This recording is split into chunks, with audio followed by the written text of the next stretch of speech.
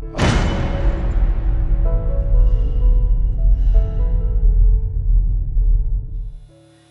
everybody, Mike Pfeiffer with Pfeiffer Hobby Supply.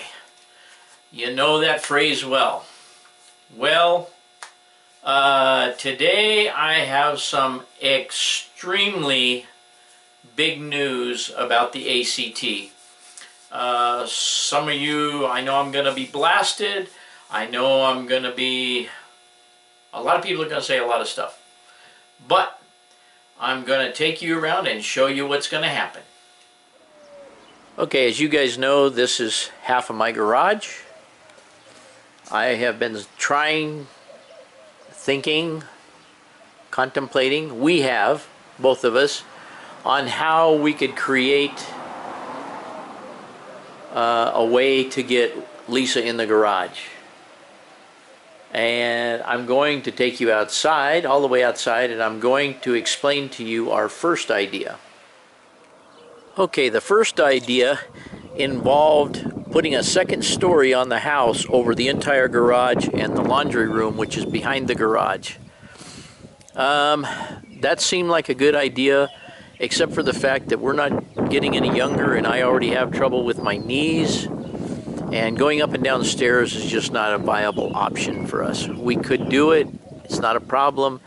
And then my plan was to basically take the layout loose from the wall in there, not put the floor in a portion of it, and hoist the layout up to the second floor in one piece.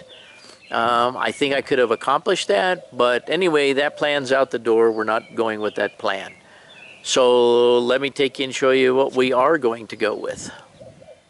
Okay, as many of you know, this is one of the sheds that was built first. And as you can see, it's 16 feet long with another 8-foot extension that was added to the back of it. It's mostly inventory.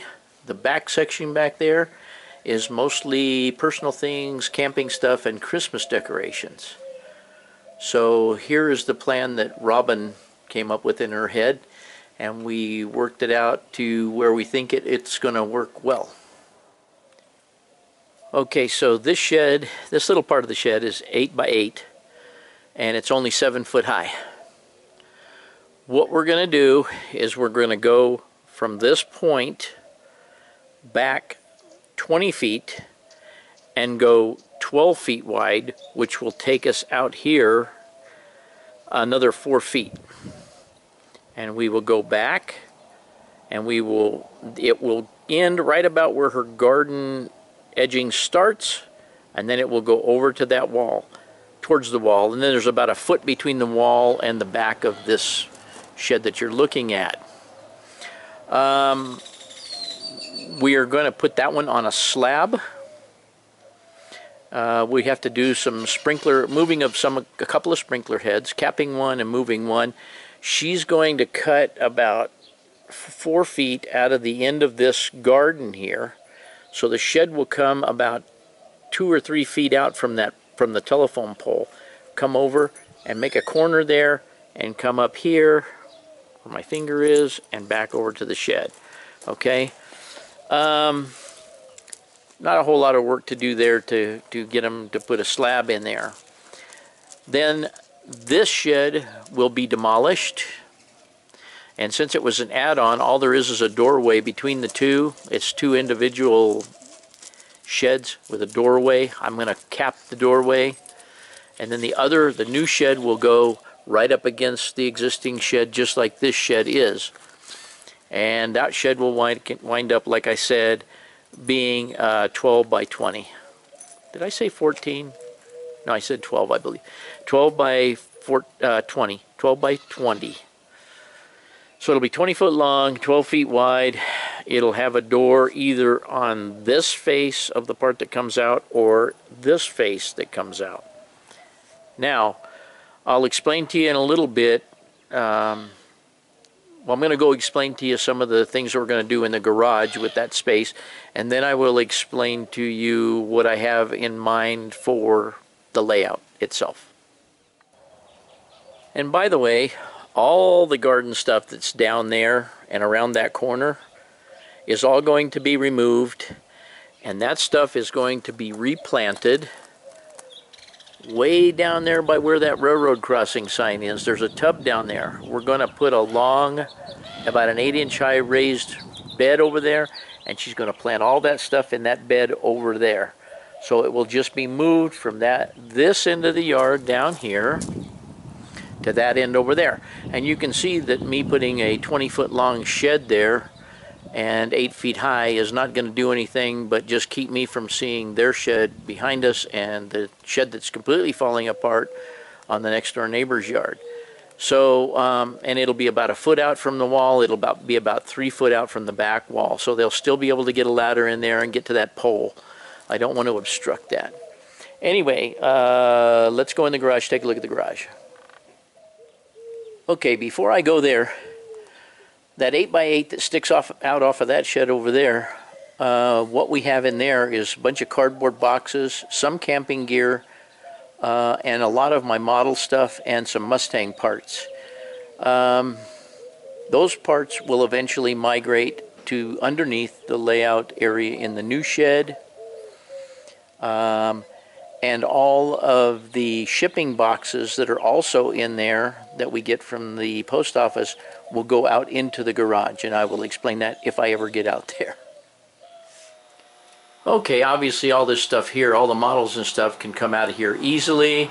All the stuff can come off the walls easily. What cannot come out easily is the layout. I believe that I could get this entire section out in one piece.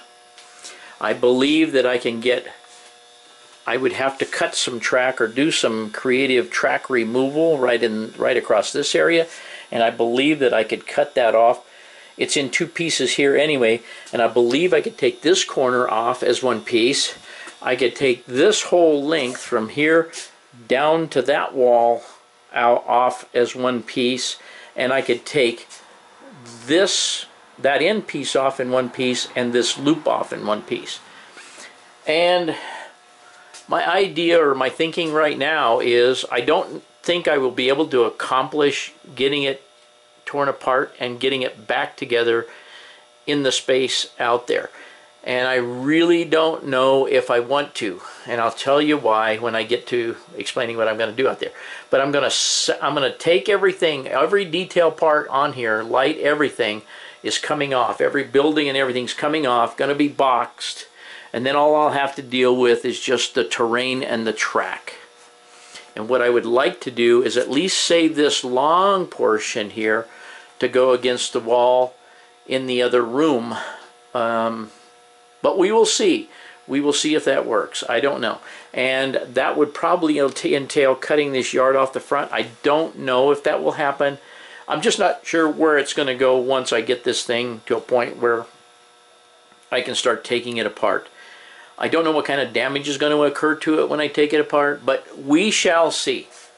Okay, but it's coming out. This whole layout is coming out of here, including the backdrops. The backdrops have been here since the first layout was put in here. That being said, that will lay on the floor. It will go into the garage for temporarily, and then once I get all this stuff out of here, all this stuff will go back in here. But that insert in the wall there's a window behind there going outside. That is going to remain there in the garage. Where this ceiling comes down and goes out, that's where the garage door rolls up. That will be coming out. This wall, this entire wall here, will all be coming out. Likely the paneling will be staying because all that's going to be here is a workbench. And let me take you out here and show you where that's going to go. These 2 toolboxes, the new toolboxes, are going to go over there in that corner in an L-shape configuration, and then there will be a new workbench built across there up to the doorway. My table saw, which is under this end down here. This toolbox may go away. That cart I really don't need. And then there's a, behind this toolbox is a table saw. That table saw will move, it's on rollers, it will move over there where one of the toolboxes is. Then there will be a rolling cabinet of some kind put over there that we will put all of these boxes in it. We have a whole bunch of these out in the shed. All these different box sizes that we use, they will go in that cabinet, and that cabinet has to roll out. The saw has to be able to roll out to get into the crawl space. All of that junk there may get organized a little bit differently, but it will all remain there. The sink will remain there, okay? But this entire wall will come out, and this will become, once again, a garage. Now, I'm just going to stand here and just hold this dumb camera because I'm going to explain to you kind of what's going to happen out there in the shed, in the new shed. Whatever I can use, I'm going to try and use off of the old layout. I also have a bunch of buildings that, because I'm increasing the width by 4 feet, and actually 5 feet down here, because that goes from 8 foot to 7 foot down there, so it narrows down to 7 feet. So I'll be gaining a bunch of width, okay? My thinking has always been that if I had a room with sufficient width, that I would try and build the layout much higher. I should say much higher than it is right now, taller. I don't want it to be over my head, and I'm only 5'5" or 5'6". So I want it to be a few inches below my eye level. And the reason for that being, the new level will be higher, is that I've always wanted to do an oval helix on either side of a door and go up the helix over the entry door and back down the other side. So if you picture this room being the size of the room that I'm building out there, the layout, whatever configuration it is, will go down the wall and be an L shape just like it is. However, when it gets over here to this portion, which is going to be 4 foot wider, it will make a turn. It will go into what I'm hoping to build is an oval helix, not a real wide helix, but an oval helix that goes up high enough to go along the top wall, because the door in the other one will be over in here, go across the top of the door, go down that wall away from us here, and then another oval helix that will take it down to basically where my mountain is now. And I would build if I can't use this mountain, I would use a different mountain. But the idea is an oval helix up, a long run, because you're going to go up that helix, across the doorway, along the back wall to another oval helix, down the oval helix and back onto the layout. I don't have a plan yet. I haven't even studied a plan or anything. But I know I can make it work. And I was also, Robin is trying to talk me into, if I build the layout higher, developing someplace on it where I can go down a slope and put a lower staging level underneath it, as I have done with this layout here. Only do it ahead of time. And that also sounds feasible. And if the helix thing doesn't seem like it's going to work out on paper or whatever, I can always just make a loop, go back around and put an island up. It'll be wide enough that I can put a small thin island up the middle. So we will see how it all works out. The game plan is that once we get all the paper and stuff out of the shed out there, I think I said it already, but the packing boxes and all that stuff, my car parts and things will go in the train room shed in a cabinet under the layout. I don't have a whole lot of stuff, and I need a place to put all my model boxes, all the other hobby crap that I do, and it's all going to go in that other shed. And I will have a lot more room underneath the layout because the layout will be up higher. So that's kind of the vision right now. And then we can move the garage around. I'm planning on, my next door neighbor bought I don't know the manufacturer, I'm still trying to find that out. But he purchased a shed kit. It's an Amish built shed kit. And I watched him put that together. I saw how it was all done in boxes. I think I'm getting a little too old and too out of breath all the time to be able to tackle building a shed on my own. So I will likely buy it. And the pre-made shed that he bought, everything fit perfectly on the shed. The instructions were good.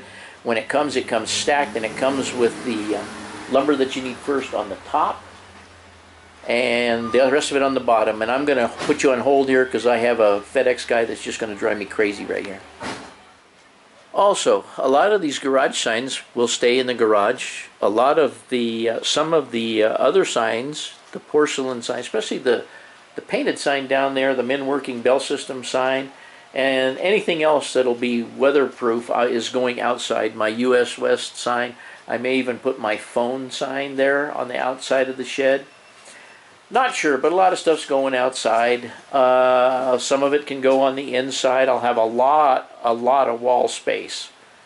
And I will be able to reach that wall space, technically. So, I'm sure you guys are probably going to have as many complaints, questions. Why are you doing this? You almost have the layout done, blah, blah, blah, blah, blah, blah, blah. Because it's what I want to do, and I want to get the car. I have never been able to put a car in the garage. And I'm going to put my Mustang in the garage. And with Robin's idea out in back, it's going to make the layout room bigger and better. So even if I have to start from scratch and build a completely new layout, I'm good with that. That's what I started a business for, so I could afford to get the pieces and do my hobby. So I don't really have a concern there. She doesn't have a concern there. But anyway, the shed will come as a kit. I'm going to have somebody build it. I already know 2 guys that do concrete work. They've already repoured some concrete on a patio in the back when we had some plumbing problems. And they can pour the slab. They poured the slab next door. And I'm going to probably get those same guys to put the shed up. If not, I know some guys that can put the shed up. So it will be much faster to have them do it. It'll probably take me longer to tear down the other part of the shed out there and tear this wall down and get all this stuff off the wall and put it somewhere while the shed's going up than it'll take them to put the shed up. So I've got to run a conduit, electrical conduit. We're unfortunate that the electrical box is on the outside of the house here, right out from the back door. I can put a conduit out of that. It's got plenty of vacant spots in it. I can take that out, put a conduit out to the new shed, run it up in the slab so that it'll fall in the wall. Then I can have an electrician come and hook all that stuff up at a later date. I can insulate the inside. Then I will have someone sheetrock it. In fact, I have a guy lined up for that too. Robin does books for a guy that can do sheetrock extremely well. And in exchange for payment for her doing his books, he'll put up sheetrock, I'm sure, because he's done it before in our family room. So that being said, we kind of have a plan here, and I think it's all going to fall together. It will all work. I think my only big question, or my next big question, is if I should take the fluorescent lights out of the train room here and use them in the shed, or whether I would have luck with LEDs out there. We have LEDs in the other part of the shed back there, and I am going to go out there and try and do some filming and see how it affects the camera. But there's a lot of logistics taking place, but I think we can take it one step at a time. But the idea is to get my garage back. So that's about it, and that's about all I can tell you about it right now. If you have any questions, maybe I can slip in another video and try and answer some of those. But I know you guys are going to whine and cry and carry on, but that's the way it goes. It's my life. So, that being said, I hope you enjoyed it. I hope you kind of agree with it, or even if you don't agree with it, I can respect that. So, you guys take care, and thanks for watching this video. Okay, the camp trailer sits here. We were wondering where we would put the lumber because we have grass and not much rock all over the place back there. I have a gentleman. Let me turn the camera around again. That house over there with the dark grayish black trim. there is a strip of concrete down the side of his house between that house and the house with the tile on it there. And he just moved in recently. We talk to him quite frequently. He doesn't use that space. He only has one car. He's not married. And I think I could pay him $100 and let him let me park the camp trailer over there for, say, a month, or however long I need to park it over there. Then, if I swing back around, the camp trailer would be out of here. The truck that delivers the shed could back right up to about where I'm standing. The shed, all the shed parts could be unloaded. All the lumber and everything could be loaded right there. We'd be right next to the gate where they need to take it in and start assembling the shed. So we kind of have like I say, we have a plan. Here's the window, which is actually that HO scale shelving that's in the train room. There's a piece of foam insulation in there, and then there's the box. I am not going to remove that box because the afternoon sun coming in this window into the garage would just be horrendous. So that's going to stay in there, and this window is obviously going to stay there. Okay, everybody, I know that there's people that are hopping up and down right now at the end of this video, but I am going to try and salvage everything I can that you see back here and reuse at least 99% of the ideas that I've had, because the ideas I've had are ideas that I've accumulated over time. And in this layout here, they all work, okay? The layout works, all the ideas work, everything is good to go. So I can't see any reason for not trying to use what I can use right here out there, even if I have to splice it in and continue the layout on and reconfigure any of it. I can do that. Even if I have to rebuild the whole thing, there will be things off of this layout that are going to be used. Obviously, all my trees are coming off. All this stuff is coming off, and most of it, if not all of it, will be reused out there because I will have much more space. So anyway, I hope you enjoyed the video today, and I hope you continue to follow me. And don't get ticked off that I'm doing this, but I'm doing this for me. So, and I don't mind building another layout. And Robin is actually the one that suggested it, because I was going to try and cut this up and save this layout and just move this entire layout out there. It would be monumental, and I'm not sure I can pull it off without destroying some stuff. But if I just use parts of this and then build new stuff in between sections and things, I can put it all back together. But all this light, the biggest problem is not the top part. The biggest problem is all the wiring that's underneath. There is so much wiring that has to be removed, taken out, would have to be put back in, which is not a problem. But it's just, when you have this many LED lights and stuff out there, it's just monumental to get all that stuff disconnected and pulled up through the layout and put in a box so that it can be reinstalled on the layout once it gets out there. And I'm afraid moving it in one piece, even if I took this wall out that's behind you guys there, I don't think that even with my grandson and my son and I, even if I cut it into 2 or 3 pieces, would be able to get it out there without destroying it. But if I can carry multiple pieces out there at a time, I think I could get it put back together in some reasonable fashion. So anyway, without rambling on for 2 days, again, that's the big news that's happening on the layout, and I hope you stick with me, and I hope you enjoyed the video. And thanks for watching. I'm not going to change this, by the way.